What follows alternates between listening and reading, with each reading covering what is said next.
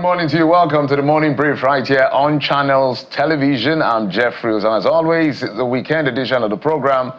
And we're here to just review what has played out in the last 1 week, or perhaps 24 hours has been even more intense. And then we'll look at what will happen at the weekend. Ayo, good morning. Well, good morning. The transfer season is still open, especially because today is Friday. It's just for 48 hours. And especially because it's also weekend, a good number of things have happened. And the question that I've asked, and I'm asking is, I'm not really as disturbed or concerned about what happens as I am about what it implies, what the implications are going to be over time. Okay, maybe I should not assume that I know. What are the things that you consider intense in the past 24 hours? Well, I think it's a similar thing. Nnamdi Kanu has now been convicted and sentenced to life imprisonment. The judge said it was very lenient. If not, he would have given him the death sentence. He complained about his attitude. So what we saw in the court that played out in the last, so I've been following that case for maybe for a while now. And I know how that case started from Justice Bintan Yako's court when the federal government preferred that case against him, 4-count charge, amended it to 7, amended it to 15, and then dismissed 8, and it was a stand trial, appealed. The appeal stood with him and said, you can go home. The federal government quickly filed a stay of execution that was granted by the appeal court. It ended up in Supreme Court. Supreme Court said, hey, guy, well, for this crime that has been labeled alleged against you, you have to go to the lower court to answer it. But your process of extradition is a fundamental breach of your right. You can file for that and get whatever it is you want to get.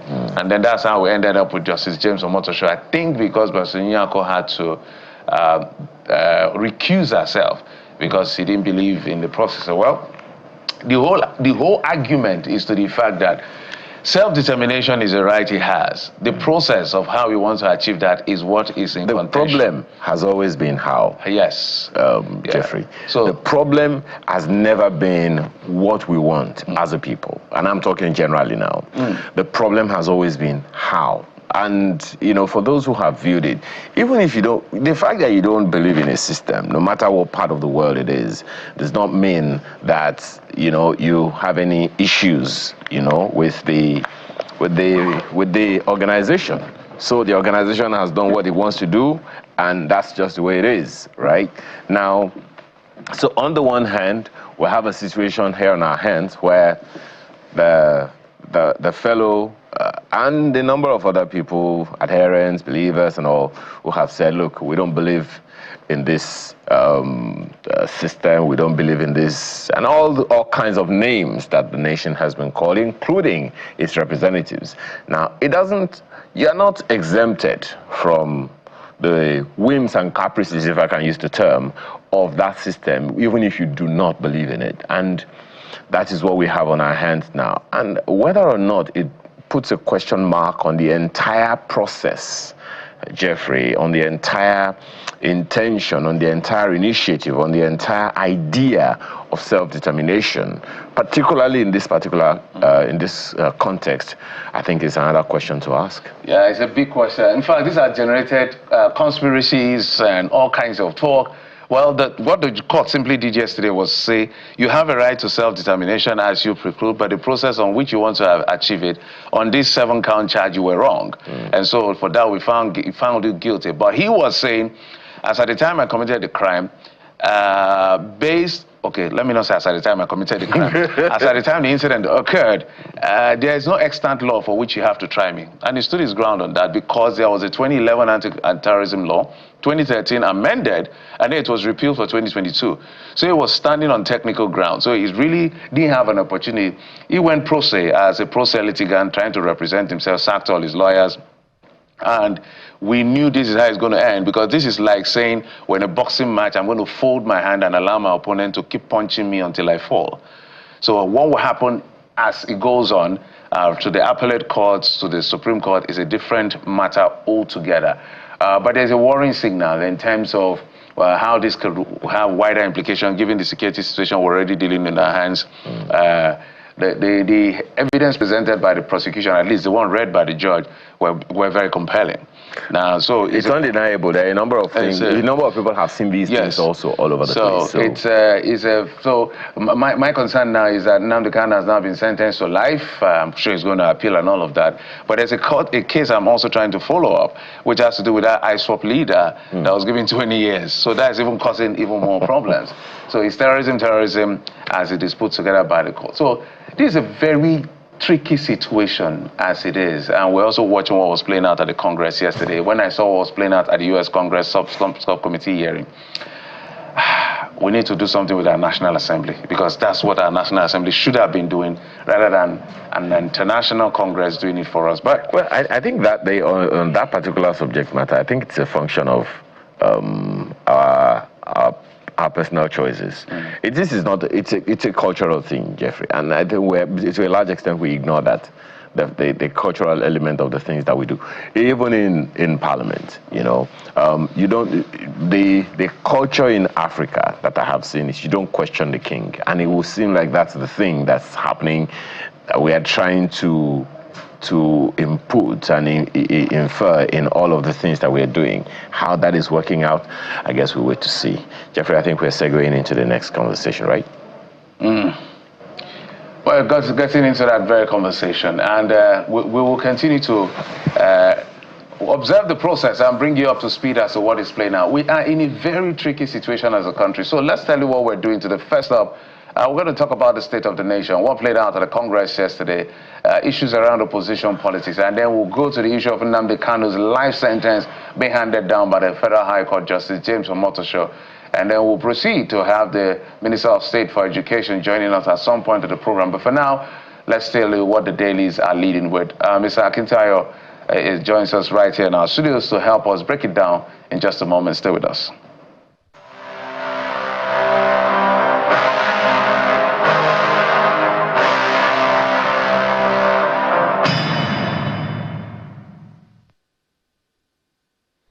Welcome back, Dayo Akintobi. I almost gave you another name. It's okay.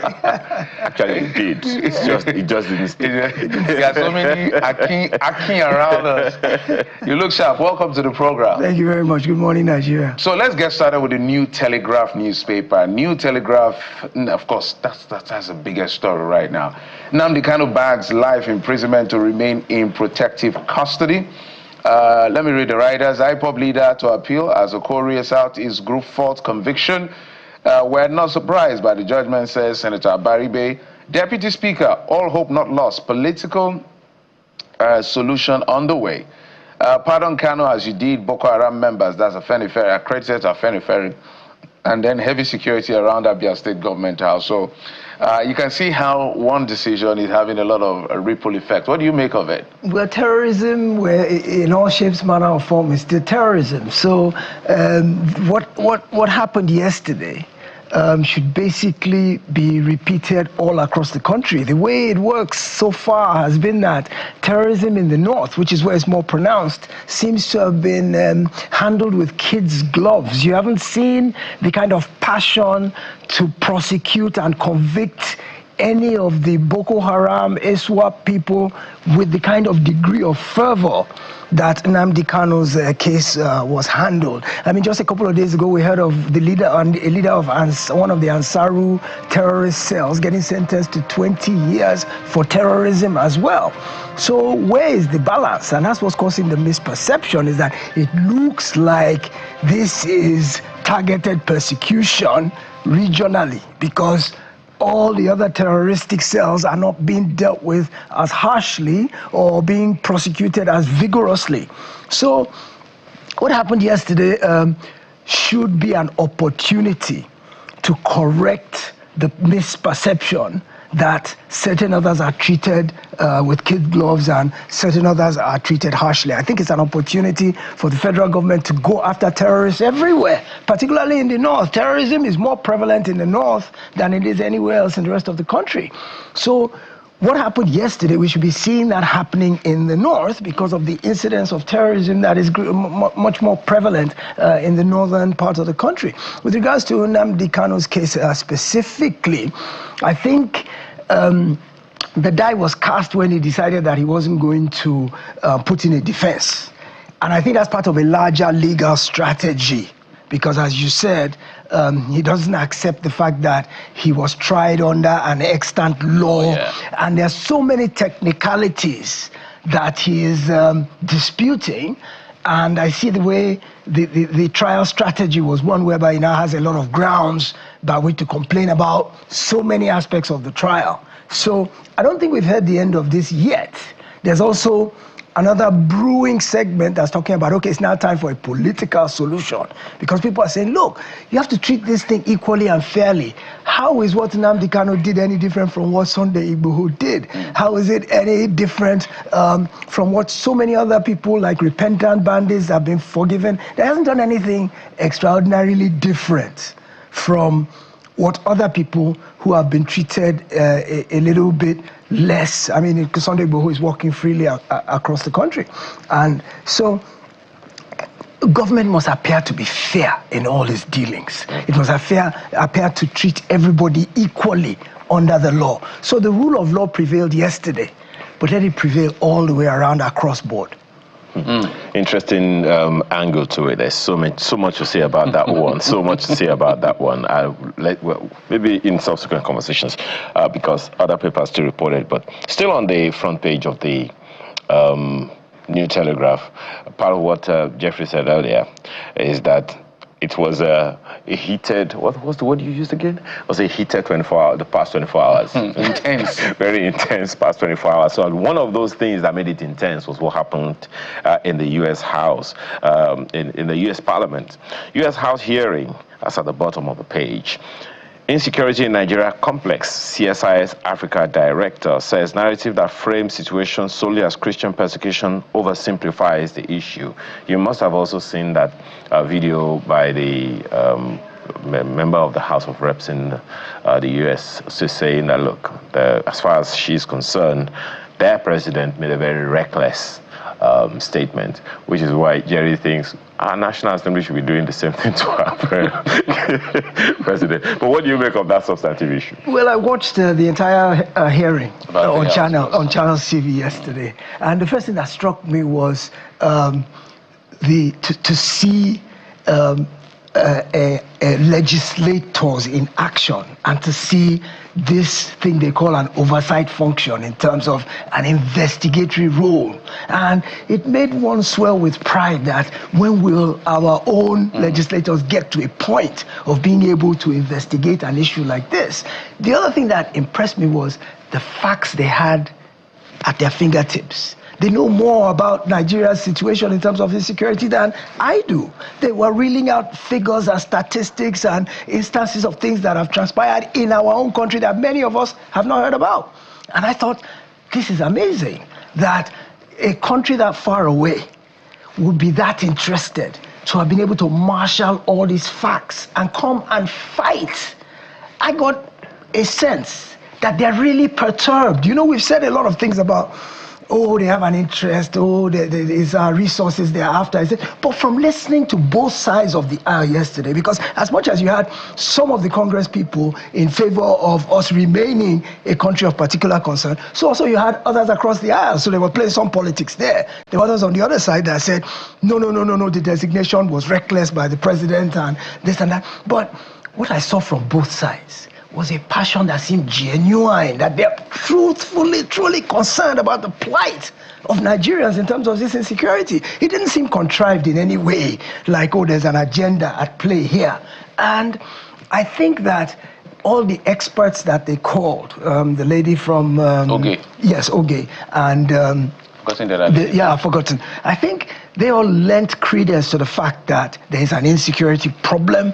And I remember the lady who was saying it should not be framed from a religious standpoint. Yes, if we start counting numbers one by one, we'll say so many Muslims have been killed, so many Christians have been killed, but that to frame it religiously misses the point, because what Nigeria needs is collaboration to resolve a larger security issue.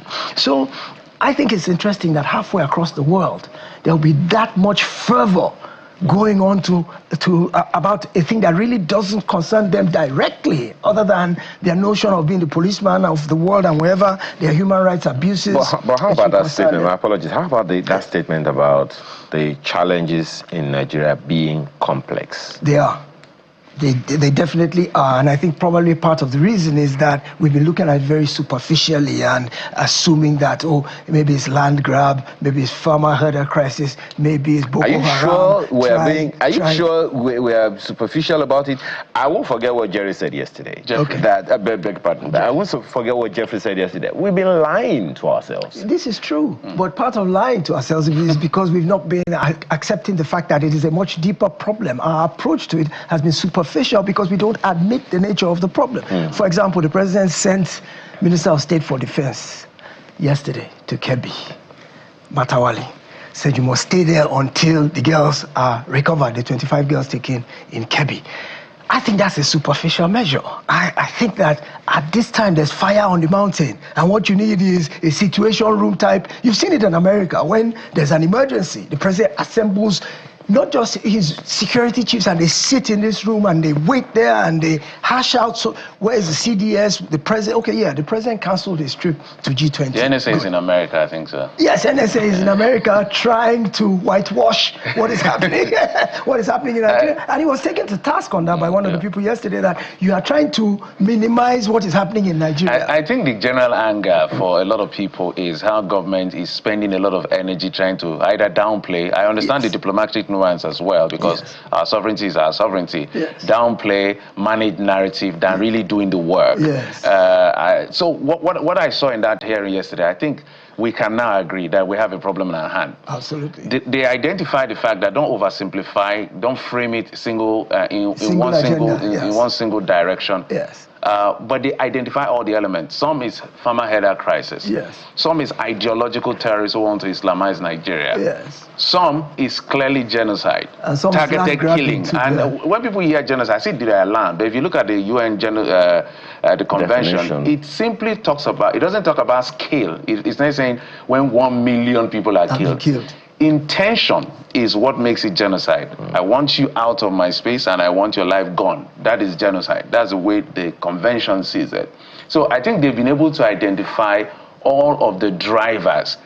Religion is a strong driver. So she is trying to say, look, if you look at it from only religion, we may have a problem. But I think religion being a driver and is the most popular right now should be a trigger for us to solve our problem. But let's move from there. We just have a few minutes. Let's go to the Daily Independent newspaper.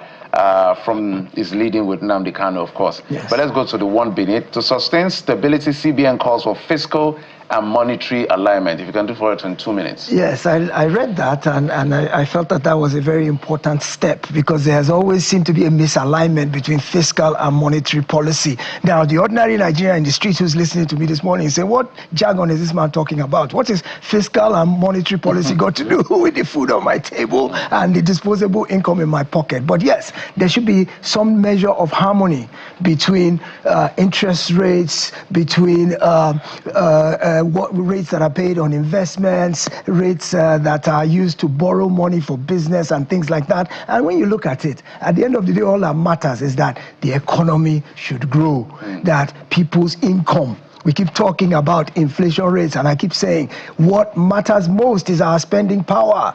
If inflation is dropping, but we still don't have enough money in our pockets to be able to afford the staples, then what is the point of GDP growth, monetary policy? All these highfalutin terms are meaningless to the ordinary Nigerian. What we are agitating for is to have a livable wage and enough disposable income to be able to eke out a meager existence. Nobody's asking for. But my challenge, Mr. Kintubi, has always been states ought to be able to do something to alleviate some of the pressures. Because they have a lot more money now, based on subsidy removal. We've seen the example of lake rice. If that could be replicated, In other words, the states have the capacity. Whether or not we're doing anything about it, that's the issue. Where's Lake Rice today? Do we see it anymore? I'm just citing an example. I understand, but I'm saying that, yes, it's good to innovate, but there's also issues of sustainability. I mean, states, we've seen some states innovate in ways that is bringing dividends of democracy, not stomach infrastructure anymore, but actual dividends of democracy to their people. And most states should be encouraged to do that. But state governors generally have always been indolent and just been... That's a good place. I hope they don't come for you. The governors will say, why are these people always on our case? Always on our case, because they need to sit up and do better for their people. See, some people, when you let me not get myself into trouble. Okay. But I'm used to being into trouble. I've done enough for you this morning. Trouble. The trouble is that sometimes when you see some people who are elected, whether in private or in public, I don't know how some people became anything. That's why people are saying the worst of us sometimes leading the best of us. We'll leave it at that. Perhaps you should put yourself for office next time. I'm not interested. These seats of holding our accountable, I like it. Yes. Kitobi, thank you so much. Kitobi is a public affairs analyst. We thank you for coming on the program. We appreciate it. My pleasure always. We'll take a break. When we come back, Professor Ikechukwu, Professor of Strategic Management and Human Capital Development, joins us in just a moment from our Abuja studios as we look at the state of the nation. Stay with us.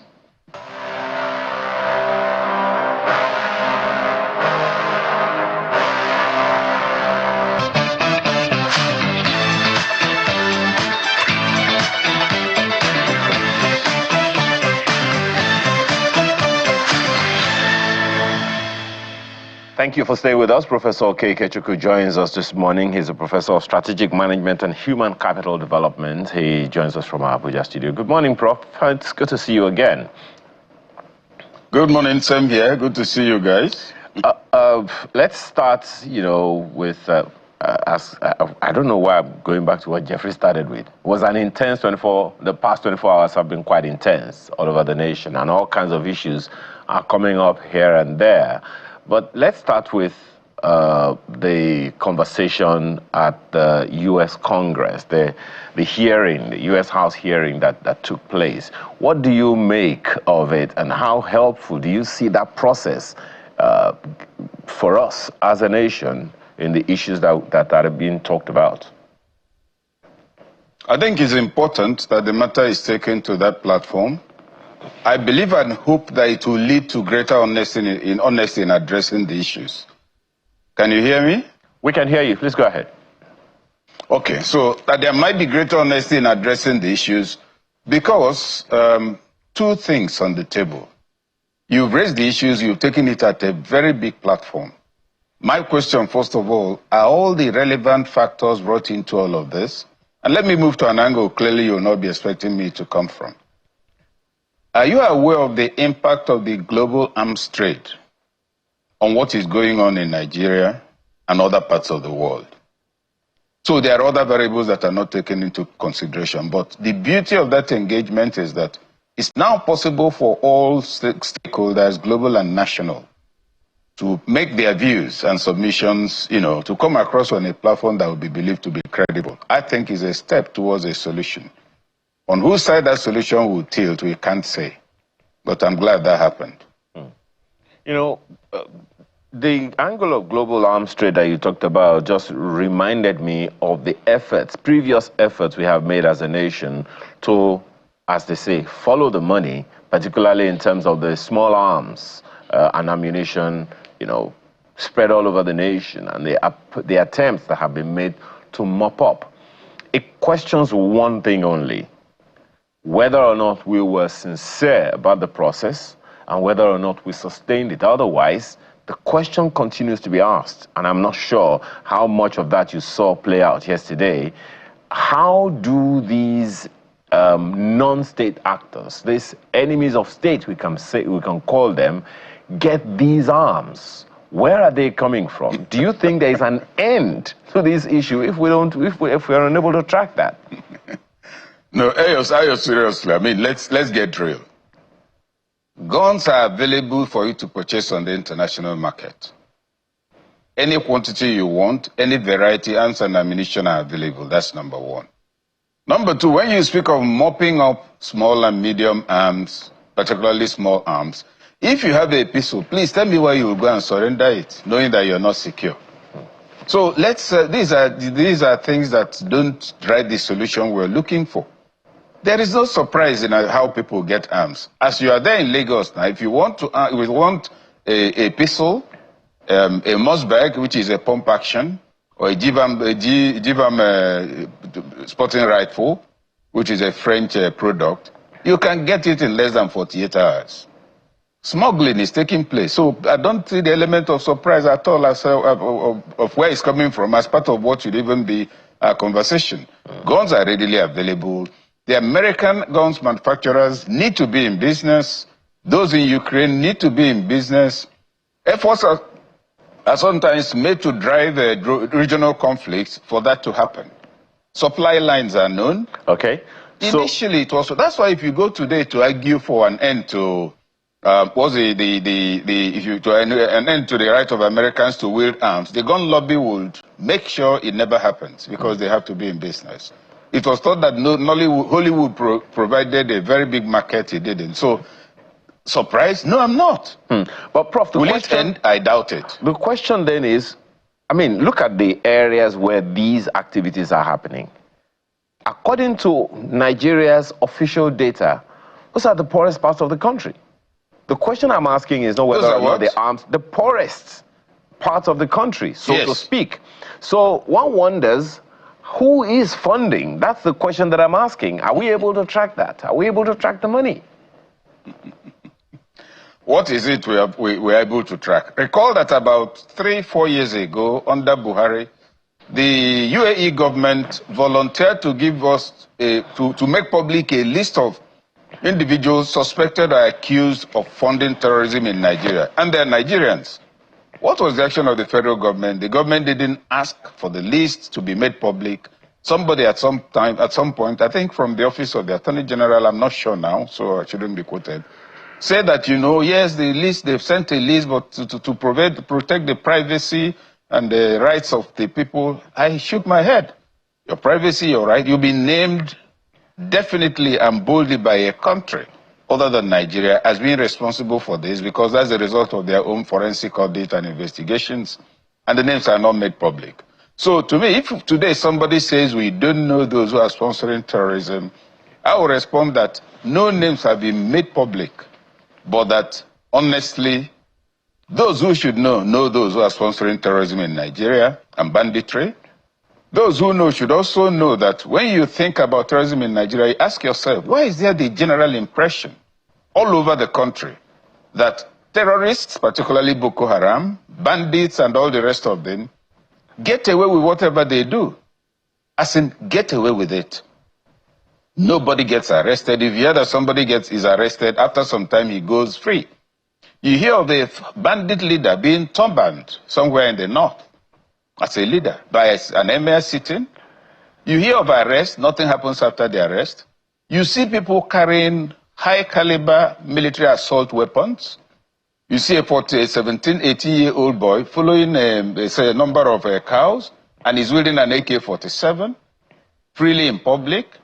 If you have anything beyond a double barrel, if you get a mouse bag, a pump action, you'll be arrested because it's not under license.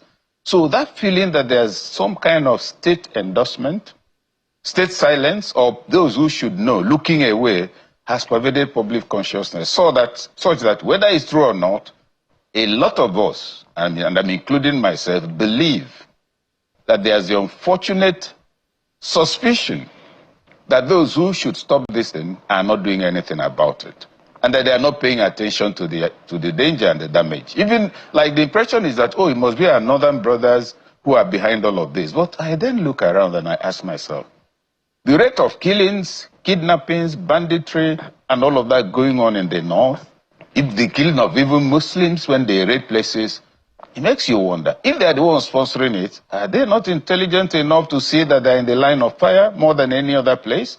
And you talk of poverty in the place. Yes, poverty is a very good, provides very fertile soil for this sort of thing. If you're not doing anything, and somebody comes and tells you, let's go and loot a store and collect 5,000, you'll follow him. Why is it not taking place? Go and try and organize radicalization or banditry in Lagos.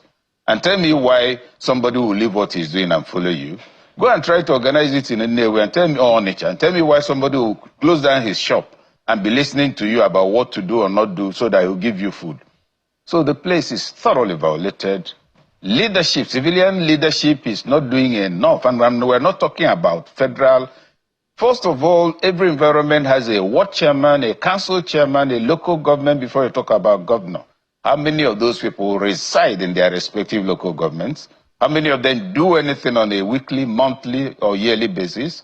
To what extent is their governance at that level? So when a social environment is totally disrupted and there are no binding activities and people are walking in and picking whoever suits them for nefarious activities, naturally, very naturally, radicalization will bloom, banditry will bloom, dissociation of social consciousness will bloom.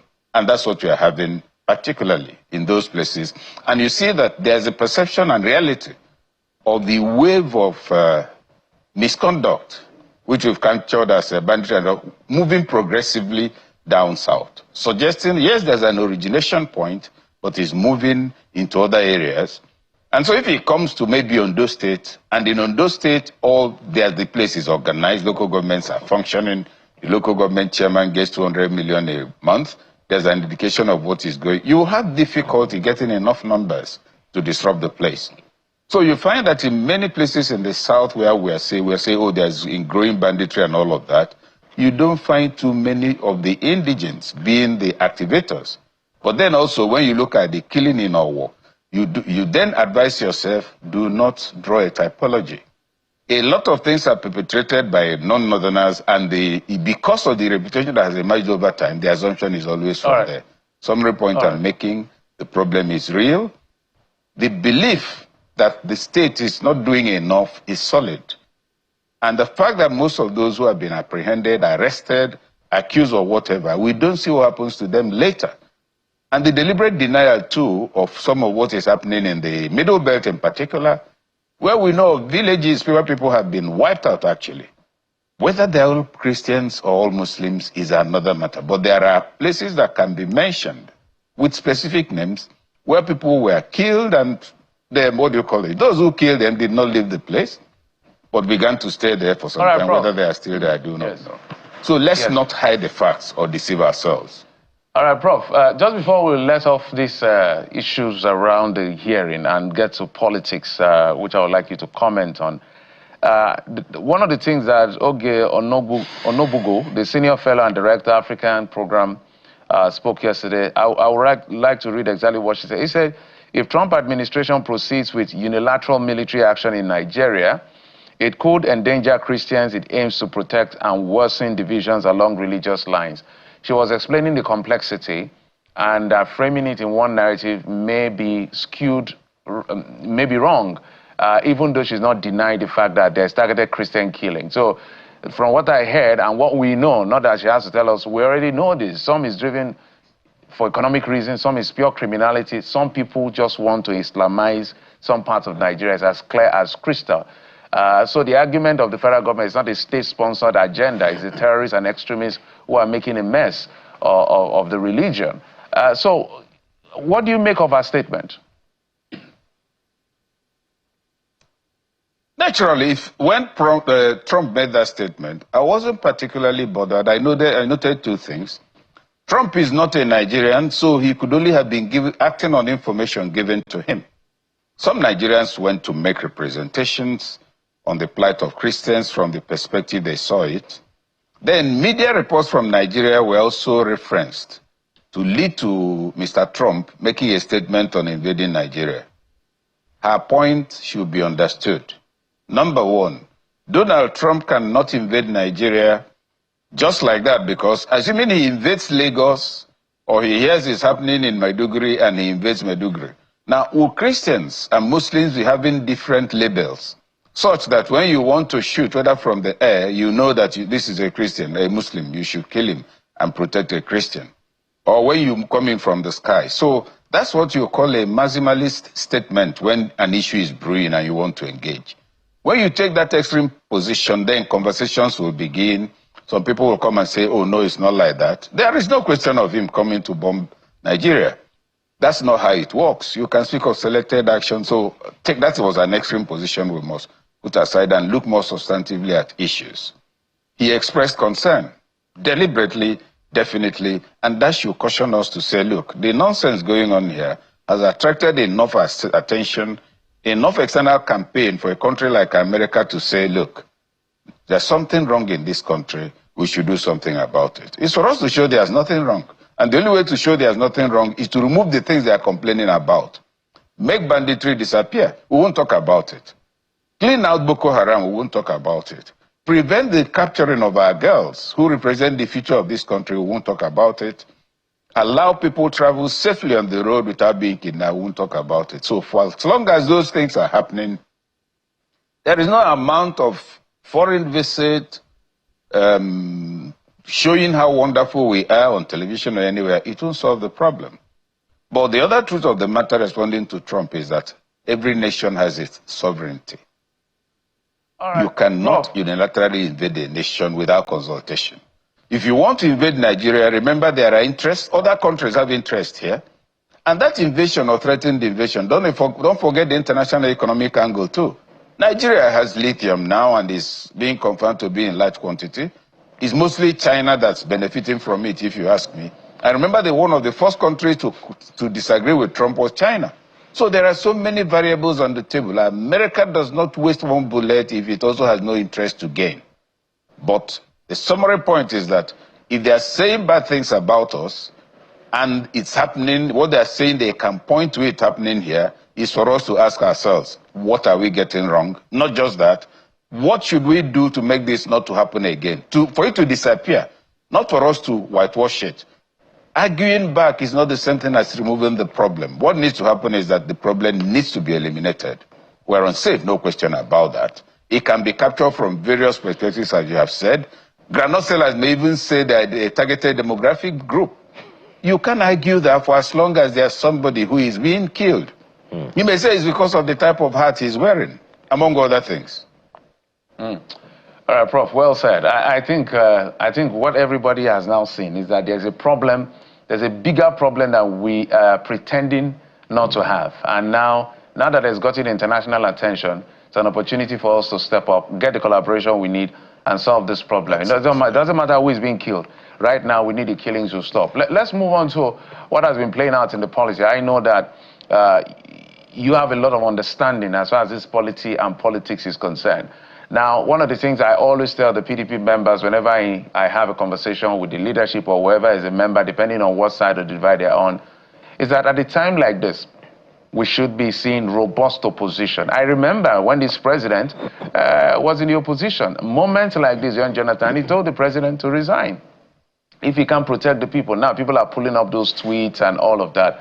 But now PDP is busy quarreling around themselves as to who is bigger than who, and the show of shame at Wadata Plaza. What do you make of it?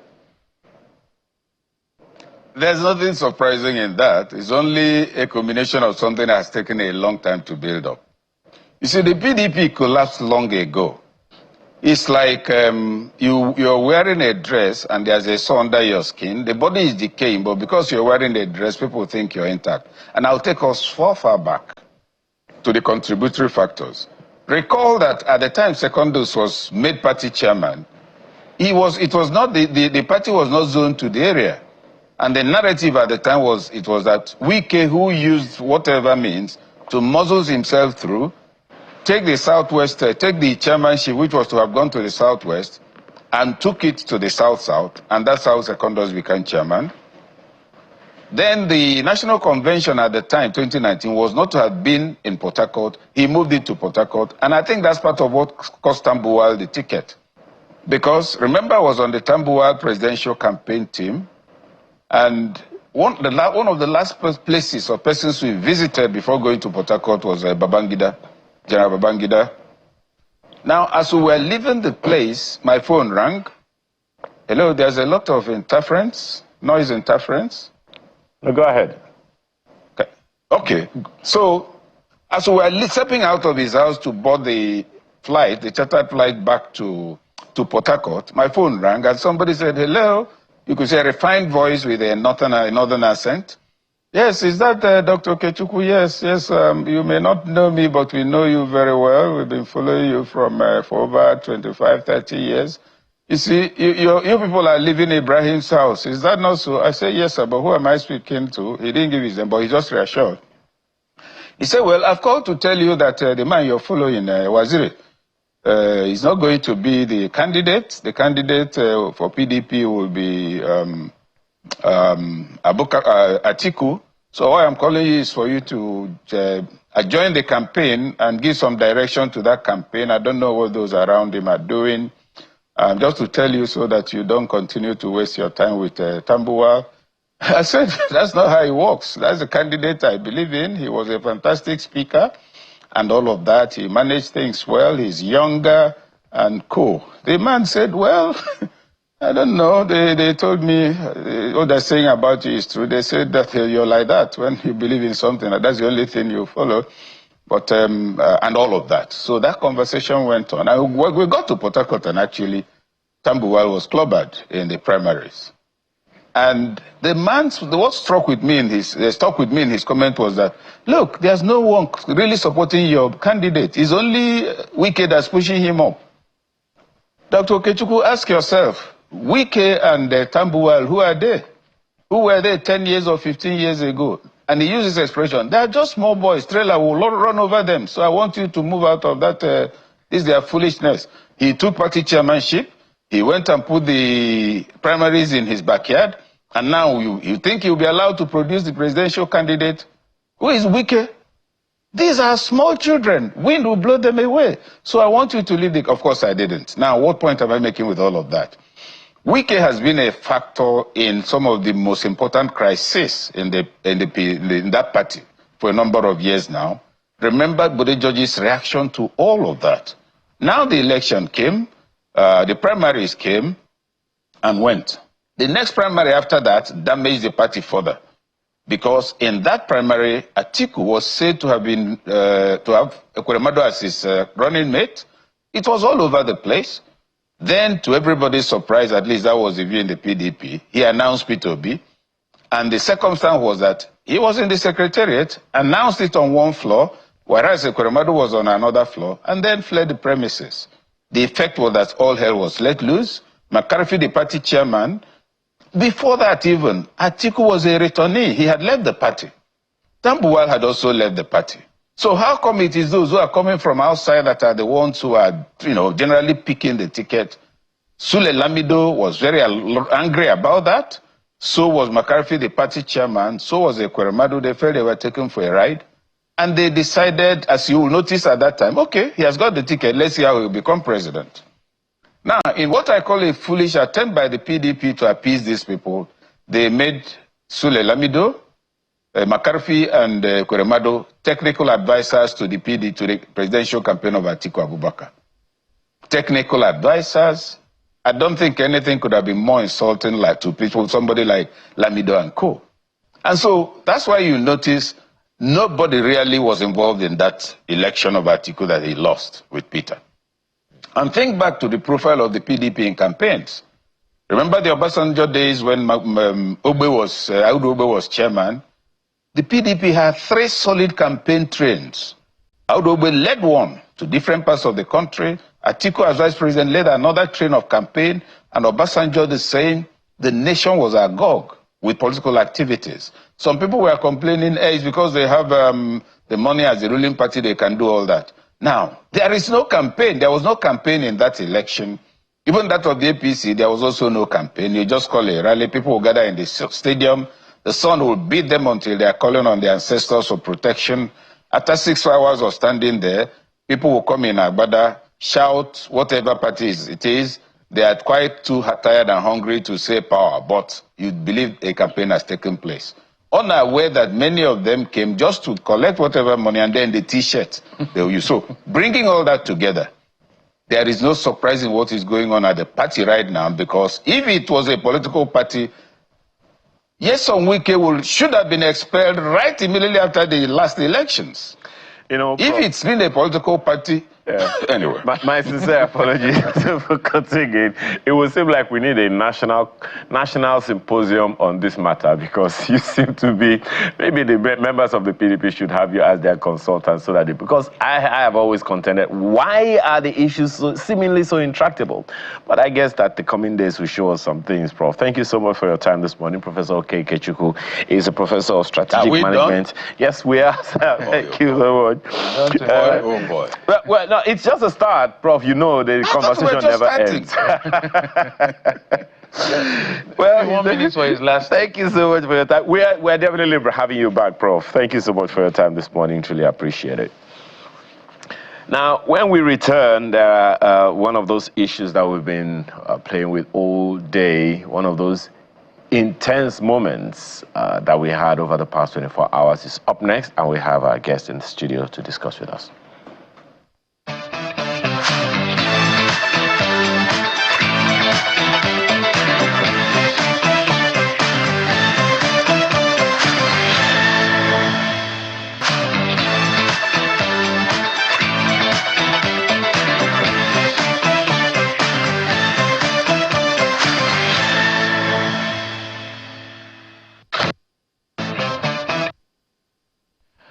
Welcome back. Quite an engaging segment with Professor K. Ikechukwu. Always a delight to have him. So we're going to have him back because there's a lot he has to unpack for us. But for the shortness of time, we need to wrap up. But let's bring in our next conversation, which has to do with the pronouncement of court we saw yesterday. It was televised all across the country and around the world.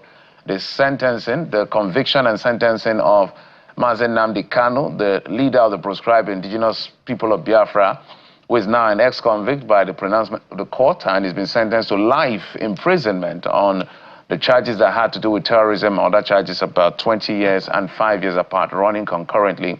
Although in the allocators, the prosecuting counsel has sought for a death sentence, but the judge refrained from that for the reasons he stated. But let's see and unpack the legalese and the wider implication as far as our jurisprudence and the social impact of that judgment is concerned. Festus Ogun is our guest. He's a legal practitioner joining us right here in our Lagos studio. Mr. Ogun, thank you so much for coming on the program. Thank you very much for having me here. I know I'm sure you watched part of that long proceedings at the Federal High Court, Justice James Omotosho, and then all the drama that played out, eventually the pronouncement. So something that started with Justice Binta Nyako, who went all the way to the Supreme Court, went back to the Federal High Court, and then now 7-count charge, found guilty on all. And then at some point, he was a pro se litigant. And that, whether it was a strategy, we don't know. But now, this is where we are. What do you make of this case? Well, I watch in part the live coverage of the judgment that was delivered by Honorable Justice James Omotosho.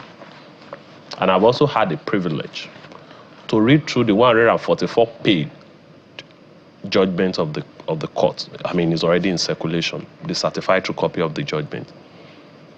And all I can say is that the court has spoken, and the court has spoken quite loudly.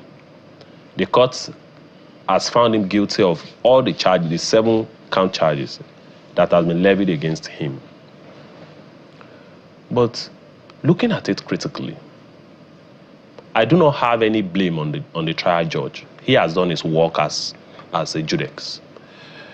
He has delivered judgment in the case as he has seen it, based on the evidence that has been presented before him.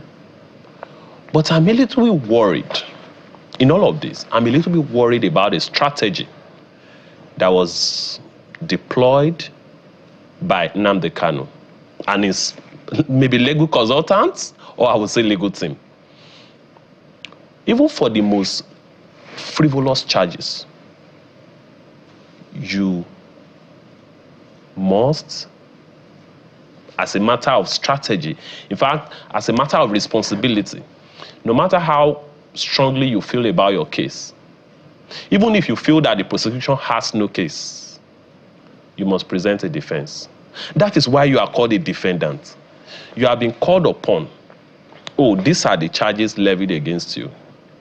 You even raised a no-case submission that I do not have a case to answer based on the evidence led by the prosecution, that there is no prima facie case established against me. The court disagreed with you that no, there is a case for you to answer. Now, it got to the turn where you would answer the case before you. You opt not to answer the case. It's troubling. I'm not saying that even when you refuse to answer a case that has been leveled against you, even if you choose to present a defense, I'm not necessarily saying that it automatically means that you are guilty. Even when there is a prima facie case against you, it does not necessarily mean that the case has been proven beyond reasonable doubt. It only means that the case presented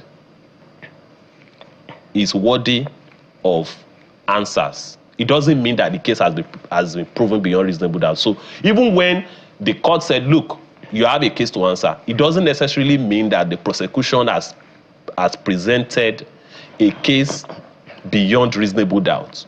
But again, when you see that there is a prima facie against you, it could also mean that there is a case that has been established against you beyond reasonable doubt. So it was a miscalculation for you not to have presented a defense. What if it was deliberate? And then also looking at something that Jeffrey said earlier, which is of course part of what everyone has seen and has been widely reported. The fact that the fellow said, look, as at the time this incident occurred, there was no law that said I couldn't do it. So there was no basis for accusing me when there was no law at the time. Well, you see, as much as I'm not sympathetic towards IPOB, but I am sympathetic towards what I have considered as historical marginalization of the Southeast. But that does not deter me from saying the truth. If you feel like, there was no law, you bring an objection procedurally. The court of law is a court of justice and a court of procedure. Even when you feel like, I have a strong objection against the law upon which I'm being tried, you owe the court a duty to file the necessary application before the court. The court has rules. There is a Federal High Court Civil Procedure Rule 2019. And this rule guides the procedural steps with which a defendant or a claimant would bring any application or tender any grievance. I think it is out of place for a defendant to just, in the dock, start making assertions that are quite provocative. The best he could have done is to file an application or allow his lawyers file an application to say, this law upon which I'm being tried has been repealed. And that is if the claim is anything to go by. Interesting. I also find it very, very interesting. I don't know if it is something significant that in the judgment, the defendant was the only name mentioned, none of his lawyers. I mean, he had lawyers before that time, right? And at some point, all of them they became consultants and not legal representatives. And he was the only one mentioned. So how significant is that? In addition to the fact that if there is going to be an appeal, will he be doing it by himself or is he not going to get lawyers? Where do you see this going from here? Because it seems like it is clear. This is the position of the court and that's the position of the judiciary, unless another judgment overturns it. So how do you see all this playing out? To start with, on the issue of having his name on the judgment, the position is usually that the person that appears on the last day that the judgment is read is whose name will be inscribed on the face of the judgment, not everyone that has started the matter, no. At the time the judgment was delivered, Nnamdi Kanu was representing himself. But I find it a bit curious, and with the greatest respect to our learned colleagues that were representing him and were debriefed, and in spite of being debriefed from continuing with the matter they had started over the years, they still strangely were found to be consultants. I find out strange. I mean, That's the first time I will be hearing something like that. That you have been debriefed as a lawyer, yet you are still acting as a consultant to the person that has debriefed you. It doesn't speak well of us. And I say that with the greatest respect to them. Again... What does that mean? I mean, it's a question... What does it mean to a lay person? For you lawyers, I'm sure... So, you know, for the purpose of general reference, there were counsels.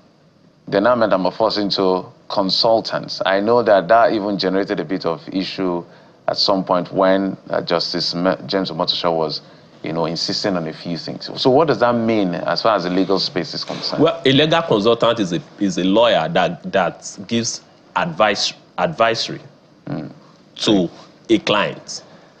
A counsel is he who appears in court on behalf of a client. But if you are a legal consultant, what business have you in the court in a case that your client had even debriefed you earlier? For me, we are called counsel because we give counsel to our clients. We are called counselors in America. Lawyers are called counselors because they give counsel to their clients. And it takes a bit of professional dignity and professional respect for a client to debrief you. No, you are not representing me in this matter. And the same client has now told you, so come and be my consultant, after I've told you to stop representing me. Okay. I'm sorry. And the most critical stage is the stage where the court has said there is a prima facie case against you. I've said it that it's not automatic that they are proving their case beyond reasonable doubt. They say there is a clear case that you need to answer here. It is at that stage you are asked to leave. Who would have expected an alternative or a different decision? Okay. Let's build on some of the legalese. And I want to, let's dwell on what he kept saying. Now, I think he referenced, Nnamdi Kanu, before he was taken out of court on the order of the judge.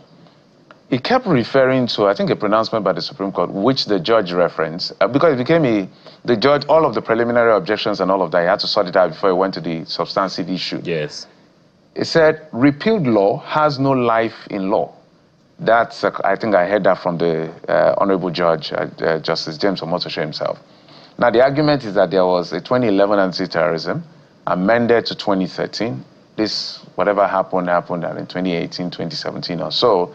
And then we now have a 2022 that repealed 2013 Anti-Terrorism Act. So he was standing on the fact that that is his own understanding. That for the fact that this happened in between the two, and the other one has been repealed, and given the pronouncement of the Supreme Court that a repeal law has no life in law, it doesn't have anything to answer, and it became a bit a rowdy session where he was telling the judge, you know, you don't know law, blah, blah, blah, and all of that. What does he have a point in what he's saying? Because the judge explained this on why he can be tried on, I think, the 2022 Anti-Terrorism Act. Does he have a point? Because I think that's why he refused to put up a defense, which has led him here. What we are calling repealed law, they are amended laws. They are amended laws. And should we, because a crime has been committed before now, and there was an amendment, let's even say there was a repeal and there was a reenactment of a new law, should we forgo the crime that has been committed?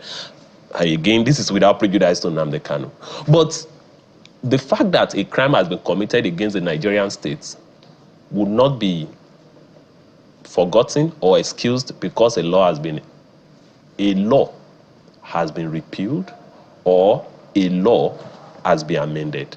So long as the tenor, the tone of the amendment is still in line with the crime that has been committed, it is a different case to say that, oh, there was never such crime. And that as of today, there is a new law that has been enacted, and you now want to apply the law retrospectively. Sorry for cutting. I'm sorry. Just to add to it, what was he trying to say? Was he trying to say, I committed this crime, but you don't have a law to try me, or I didn't commit this crime at all? What was he trying to say with this, with this strategy? I do not equally understand it, but the position of the law as I know it is that, yes, when a law is enacted, if a new law is enacted, you cannot apply the law retrospectively. You cannot apply the law retroactively. But that notwithstanding, where there was a law in force, prior to the time there was an amendment or there was a repeal and there was a reenactment, that will not excuse you. And again, we must also be very careful. Some of these crimes that were alleged in the charge were continuous. What does that mean? Oh, even when he was arrested in 2015,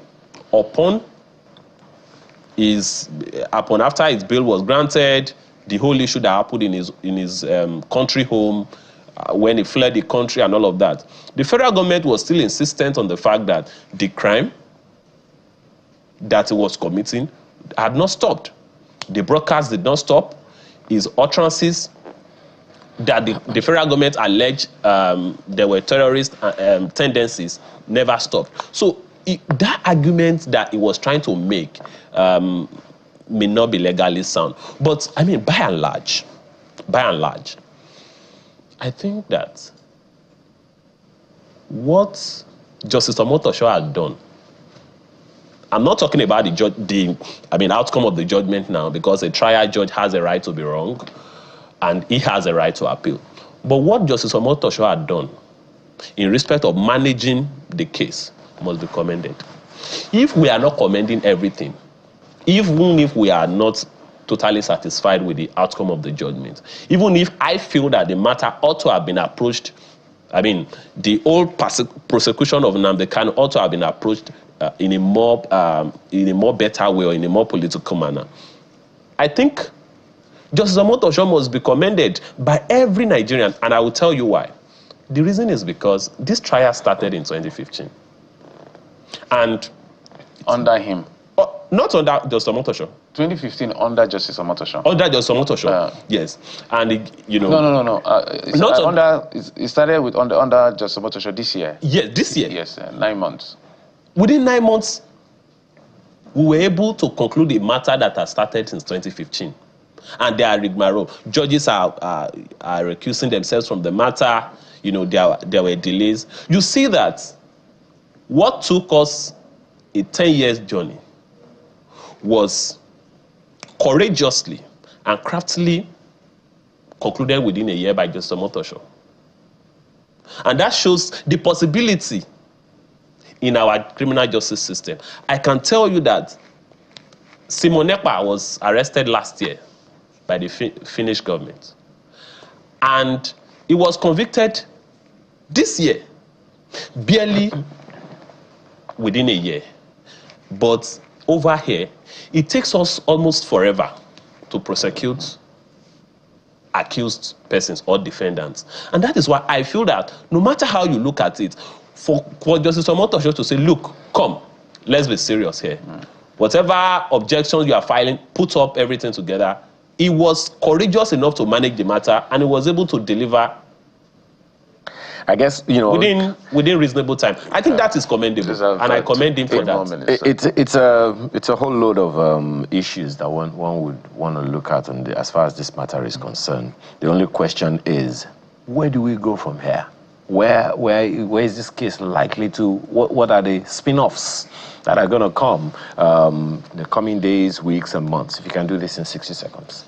Two things. One, as much as I commend Justice Omotosho, the trial court has a right to be wrong. The only option, as of today, the first option that lies before Nnamdi Kanu is to allow his lawyers, because you must not underestimate the work of a lawyer, is to allow his lawyer look at the papers and possibly put up an appeal, because he has a right of appeal under the Constitution. That is one.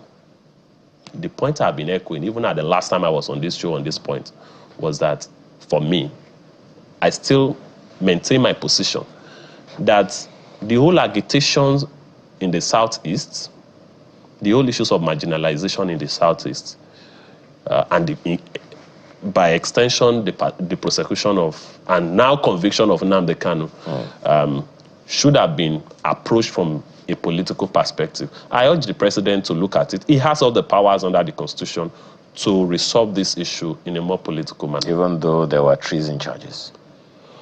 I mean, we must look at the offshoots, the agitations of young persons in the Southeast, including, if we look at it critically, You also the agitation. I'm almost certain you heard what Jerry referenced earlier on the program, that look, there are better ways. Even the judge said that there were better ways to have approached all of those issues that were being raised.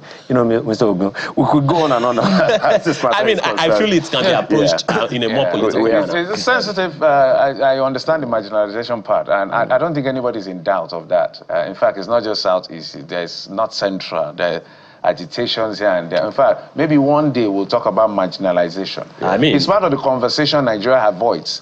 But our job is to mainstream it, so that we'll look at ourselves and say, and tell ourselves, you've not been fair to us, you've not been fair to us, you've been fair to us. Everybody sits down and begin to look for a future. Because if you look at Section 14 of the Constitution, I always reference that section, and it's wisdom from the framers. They said, when it comes to federal character, the language that was used, sense of belonging, was used as a language in the Constitution. And that is the foundation of the agitations of the IPOB. Yeah. All right. Other persons in the Southeast. No, that is why when we do that marginalization roundtable, it's going to be sunrise, morning brief, collabo. Thank you, Festus Ogun. Thank you for coming on the program. We appreciate you. Thank you for having me. All right, we'll take a break now. When we come back, we have more to talk about. In just a moment, stay with us.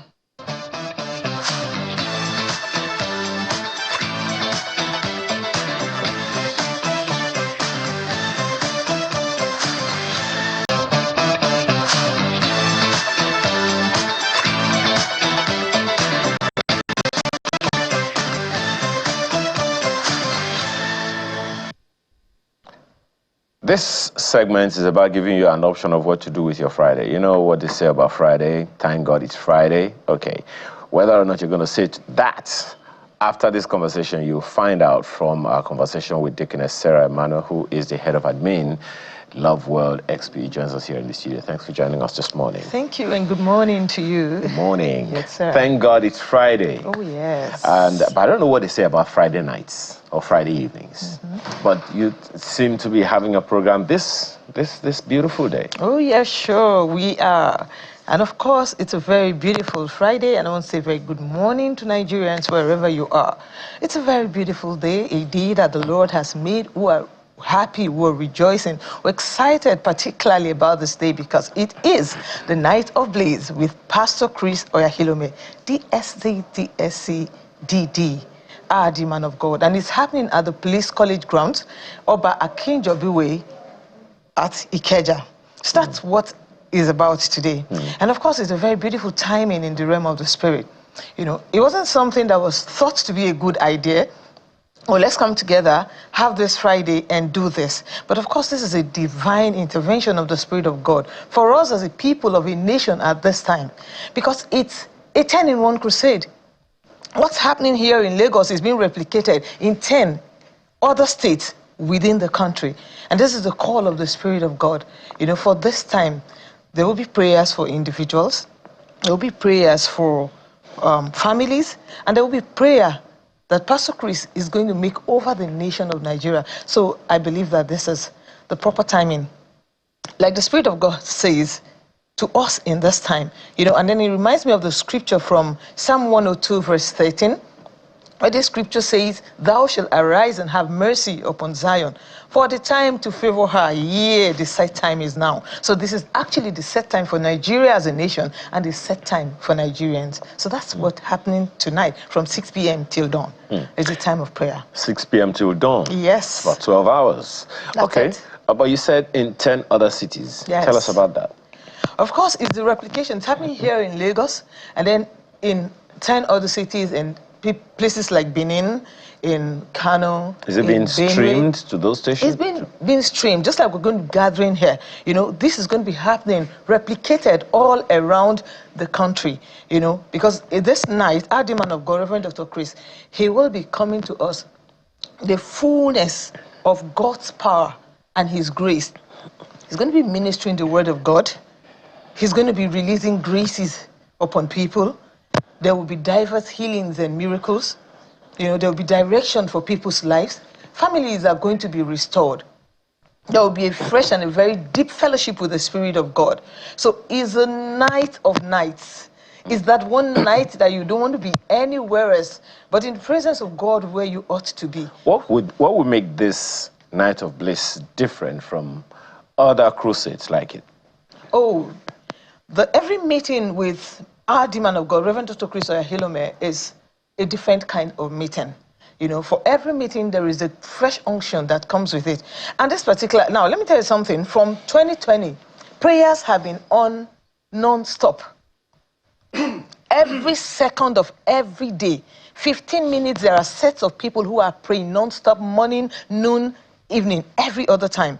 But if the Spirit of God is calling at this time that it is a night of bliss, and then it's not happening for everybody, it's not a global thing, it is about Nigeria.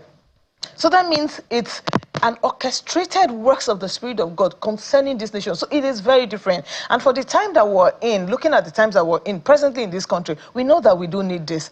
A time of bliss, a time of blessing, a time where peace can come to the hearts of men again, a time where youths can be redirected again in the right direction for their lives. So it is very different because it's a different unction that this is coming in with, you know. And then for me, one of the most profound things that's going to happen this night is the specificity of the kind of prayers that are going to be offered. You know, so it makes a difference. It's not praying globally. Global prayers for nations are ongoing in this endless prayer chains that I've told you about. But this is about Nigeria. Okay. It is for us. It belongs to us for this time. So it's very different. Okay. Now, what are the things? I understand that there are some logistic provisions for people who may want to come. Oh, yes, absolutely. There are logistic provisions. First of all, if you go to any Christ Embassy Church round about Lagos today, you will get a vehicle to the venue, free of charge. You would enter any of the vehicle. And also at very strategic points within Lagos, we also have our vehicles that are situated there to move people to the venue. And if you're coming with your car, oh yes, we have provision made for you in a secured environment where we have car parks ready to take in your cars. So wherever it is that you're coming from, if you choose to use your own vehicle, if you choose to come with a provision made by the ministry for you to be able to come into the ground, is a beautiful one at that. And when you come into the place, you can be assured of your security. Because we are working with all the agencies of the state to ensure that the place is safe and secured for every individual that will be there tonight. So it's one time to look forward to. You're holding it at the police college. Exactly. Why won't it be secure? Of course. Come on. Anyway. So it's deliberate. Just a quick information. I see that you have a website. Oh, yeah. For this particular program, you can actually do your registration. nightofbliss.org/register, then /Lagos, because you are in Lagos here and you're coming. So whatever state that you're in, I'm sure that other states, they're also having the same information. So you would register according to the state that you're in, that you're coming for the program for. And of course, if you are coming, there are also numbers that you can call if you want to make more inquiries about it. So some of the numbers, we have 2 numbers for call and then 1 for SMS. So if you're going to make a call, you will call 080-2332-4188. That's the first number for call. The second number is 080-2873-7608. That's the second number for call. And then if you want to send an SMS to make an inquiry, it will be 080-3692-3133. These are the 3 numbers. I'm sorry, I'll have to repeat it again for impression. You have to. Yeah. No, you have to do it now. So right now, again, the numbers, call 080-233-24188. Another number to call, 080-2873-7608.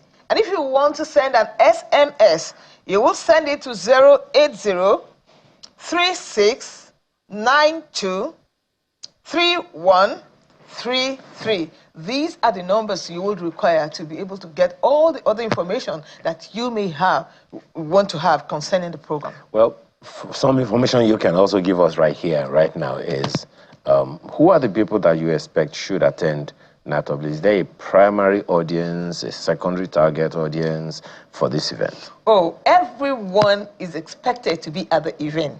If you're young, if you're old, if you're a youth, if you're a male, if you're a female, if you're a farmer, if you're a trader, any level of professional, we're expecting the traditional rulers, we're expecting those who are working in the government parastatals. Everyone is expected to be there because it's about prayer. So it's for everyone, every one of us. We need it. We need this touch of the Spirit of God at this time. We need these blessings of God to be poured upon us at this time. And if you have people who are sick, bring them in. Bring the sick, bring the lame, bring the blind, bring the lepers, bring anyone you have around you. And of course, beyond being physically sick, if you have issues you want to deal with, this is just one night where it's just a night of answers. It's a night of transformation. The Spirit of God has orchestrated this time for us as a people. He loves us so much. We are a beloved country, and God has us in mind for such a program to be happening at this time. So everybody is expected to come. What are the things that you believe people need to prepare to come for the event? Oh, very easy. Just have an expectation. What do you want to carry away from such a program? You don't want to come in there and live the same way you came. So have an expectation, first of all. And what I tell people most of the times is write it down. Let it be a vision. Make it plain before you so that when you are in that place, you will avoid distractions. And then come with faith in your heart.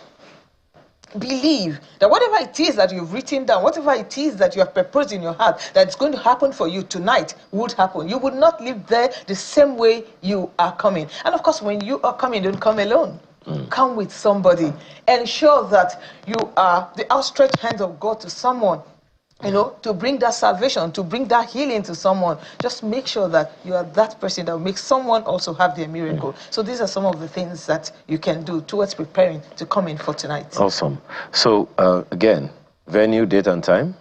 So the venue is the Police College grounds at Oba Akinjobi Way, Ikeja.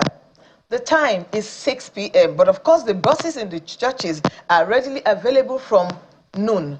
So they can start moving people to the venue. And then the time, like I said, 6 p.m. till dawn. That's what is happening tonight, the night of Blaze with Today, the 21st, yes, of November. Today, Friday. So there's no other place else you would want to be today, but in that place this evening. So how about those who are unable to register? Yes, even if you are unable to register, that's why I just called out numbers.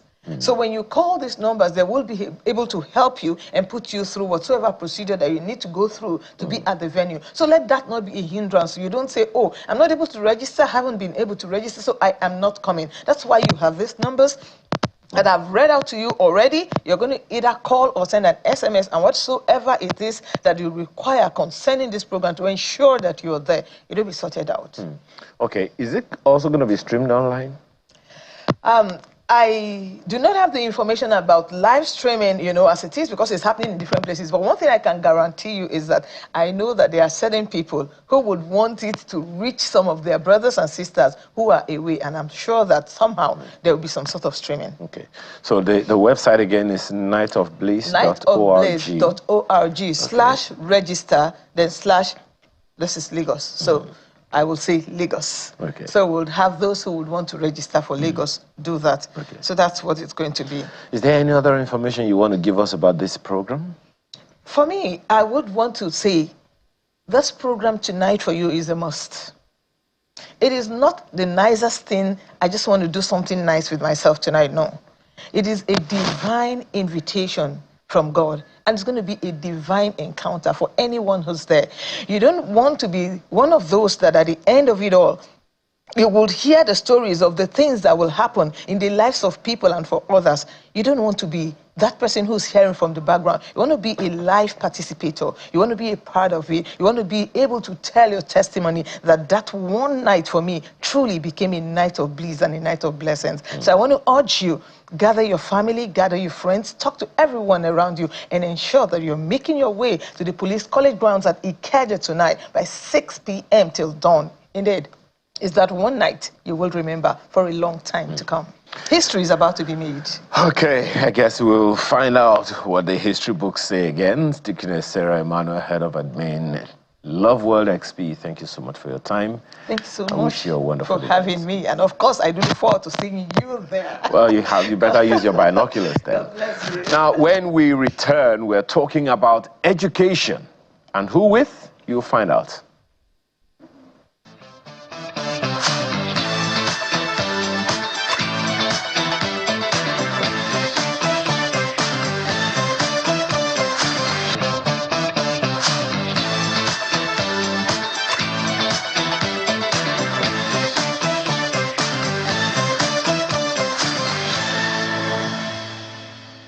Welcome back. Let's talk about the education sector. We have joining us the Minister of State for Education, Suwaiba Ahmed, joining us right here in our I almost said Abuja studio because we're used to Abuja studio, in our Lagos studio. Honorable Minister, thank you so much for coming on the program. Thank you for having me. How was your journey, by the way? It was interesting. What brought you to Lagos? I have a series of events. I've been in Lagos since Wednesday. Okay. I have about 3 or 4 events that I'm to attend. I have attended 3 so far. I have another one today in the evening. Okay. Yeah. I hope you're enjoying Lagos. This is Lagos. I will say that. that's a good one. This is Lagos. That's actually how we welcome people. I know. We don't say welcome. Yeah. We just remind you where you are. The governor said so in one of the programs I attended. Okay. So Exactly. that was why I'm repeating what he said.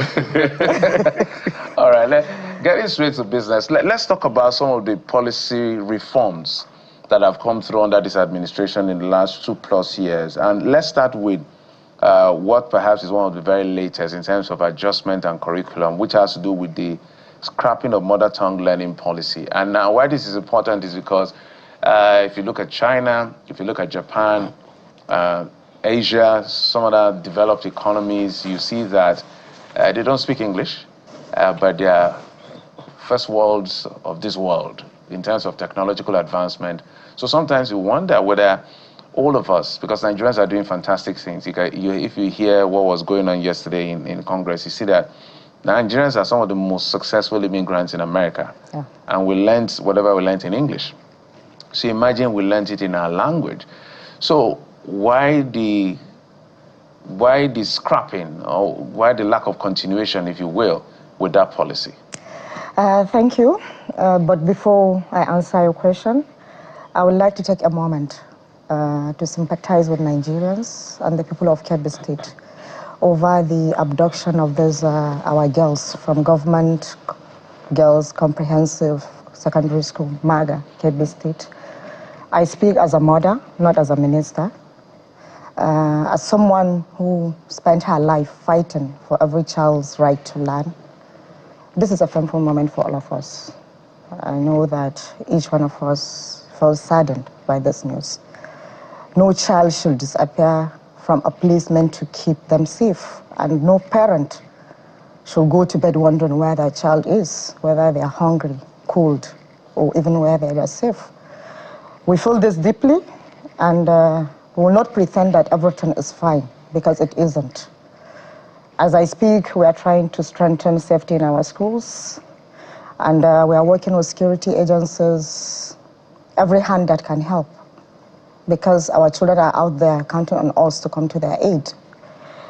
And I will say that to every Nigerian listening, the government needs your support, because really, we need to bring back our girls.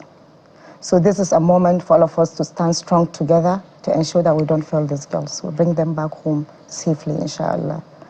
I want to say that before I start the conversation.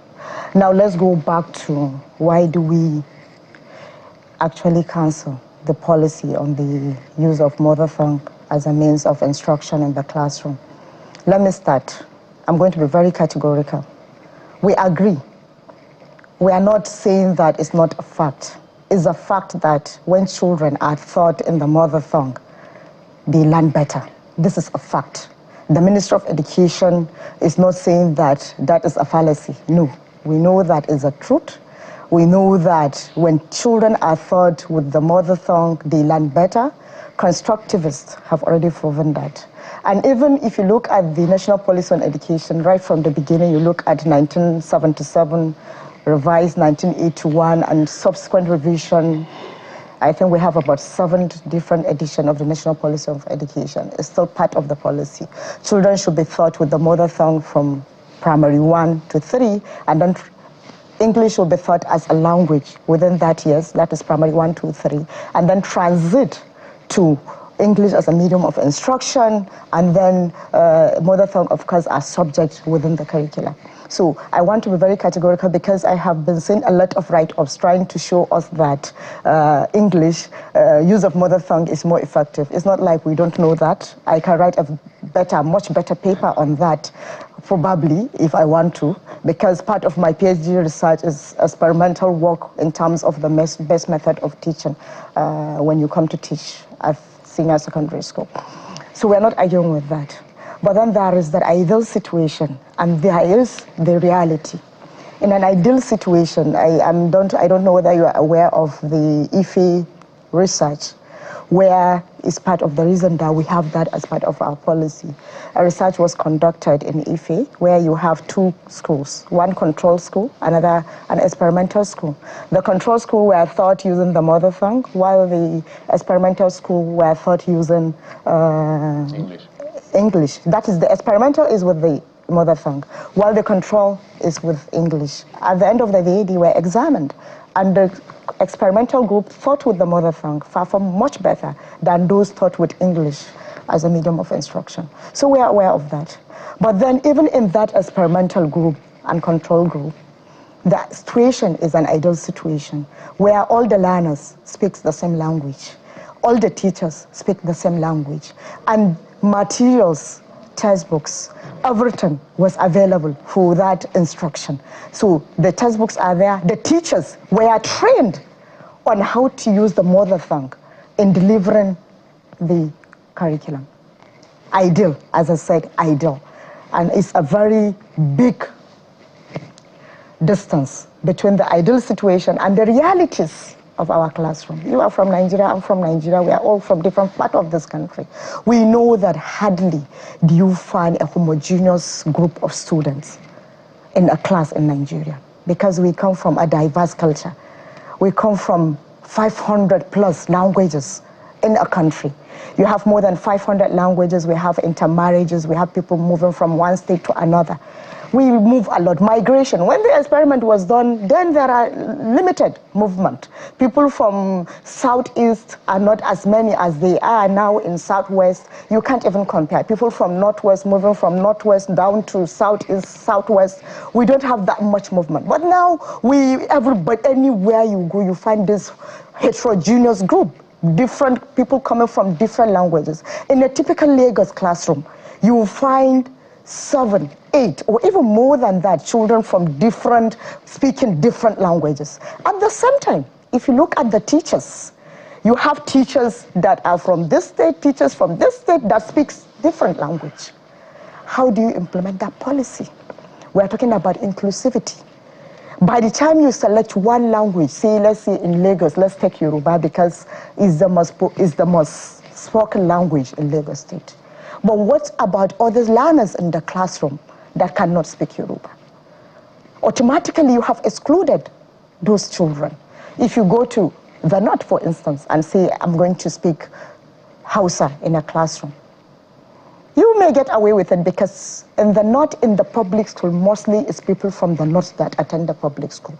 But even in the North, if you go to a private school and say, I'm going to use Hausa as a medium of instruction, what about other learners in that class that cannot speak Hausa? What about even teachers that are teaching that cannot speak Hausa?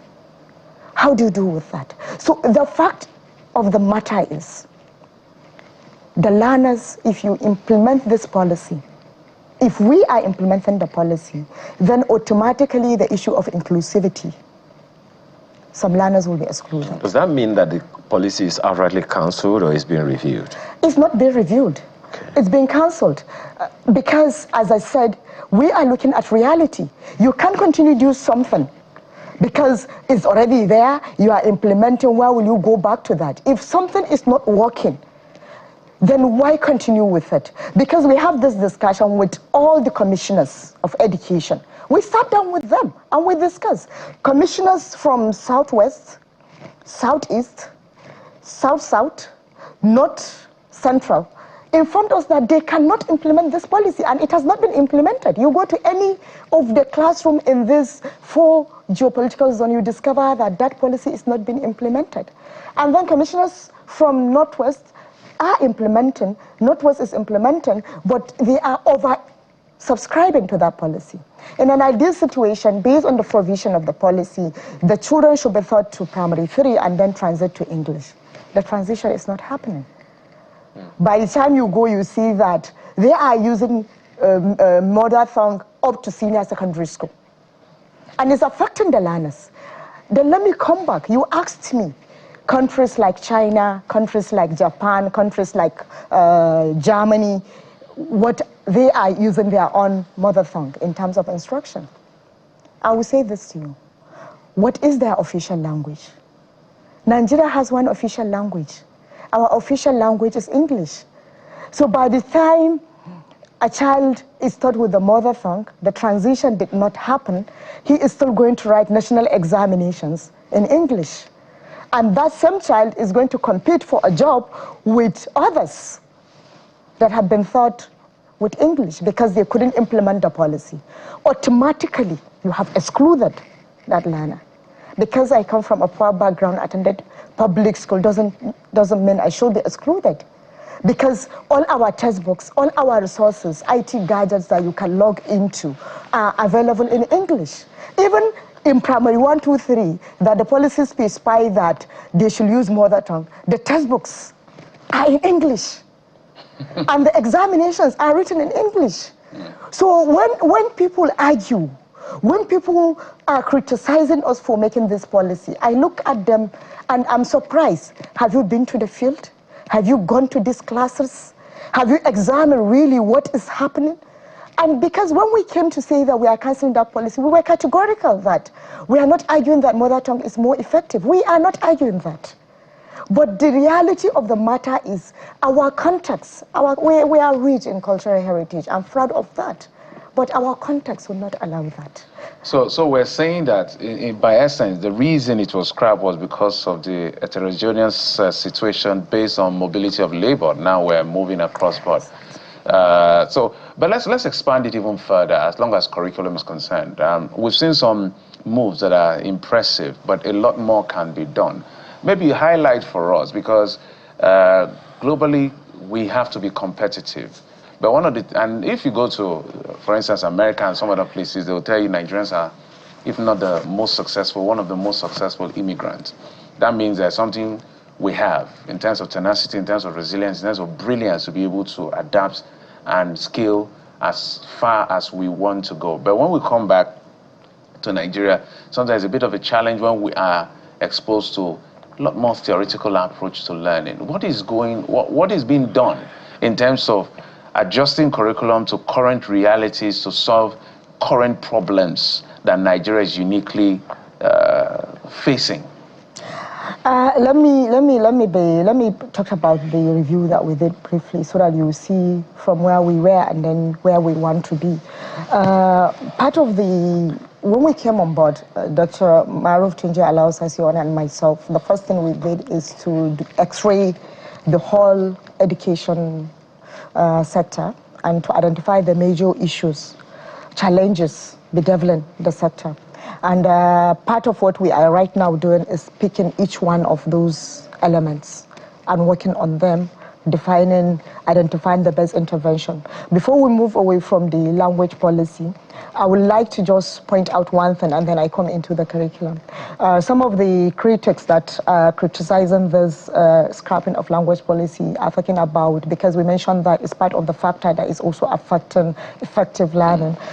They think that we are narrowing our scope to only the language, but that is not the fact. We are not narrowing our scope. There are other areas, other issues we identified in terms terms of the teachers themselves, the quality of the teachers, in terms of infrastructure and funding that goes into education. So for each of these items, we have specific intervention targeting them. For instance, in terms of teacher quality, we have done the review of the teacher training curriculum itself. We have also identified and developed teacher training package for every teacher in Nigeria, whether public or private. And even in terms of now cancelling of the language policy, we have actually developed a training package for ensuring effective foundational learning. That is literacy and numeracy. We are going to train the teachers in terms of how do we effectively ensure that the learners learn literacy and numeracy and be able to read each appropriate text. So we are working on that. And apart from that, also issues around administrations. So we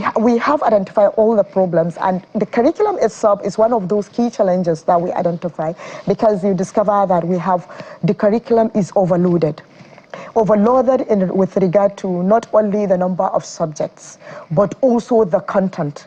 And then the approach also. The approach is more of, because the content is so loaded, the approach is more of rote learning rather than understanding. And also the approach is more focused on just delivering the content, rather ensuring that learners develop key skills, key strategies of learning. So what we did the first instance is to reduce the content overload. We looked at the subjects, reduced the subject to the most appropriate ones. We looked at the basic ones, the ones that really these learners at that level require that. And then we also looked at the content.